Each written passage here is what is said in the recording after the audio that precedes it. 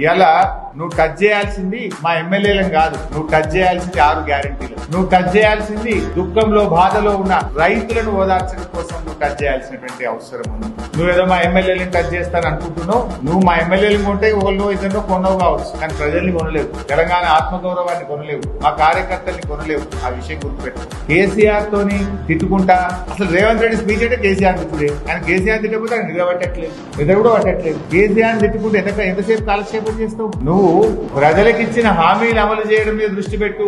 6 గ్యారెంటీలు ఎందుకు 100 రోజుల్లో అమలు చేయలేదో ప్రజలకు సమాధానం చెప్పు, ప్రజలకు క్షమాపణ చెప్పు. లేదంటే పార్లమెంట్ ఎన్నికల్లో డెఫినెట్ గా నీ కర్రు కాల్చి వాత పెడతారు. ప్రశాంతమైన మెదక్లో రేవంత్ రెడ్డి గారు కలుషితమైన మాటలు మాట్లాడి మెదక్ ప్రజలు తప్పకుండా రేవంత్ రెడ్డికి బుద్ధి చెప్తారు. మెదక్ ముమ్మాటికి బీఆర్ఎస్ సీటే. మెదక్ లో ఏది ఏమైనా మళ్లీ గెలిచేది బీఆర్ఎస్. 20 ఏళ్ల నుంచి మేమే గెలిచినాం, రేపు కూడా మేమే గెలుస్తాం.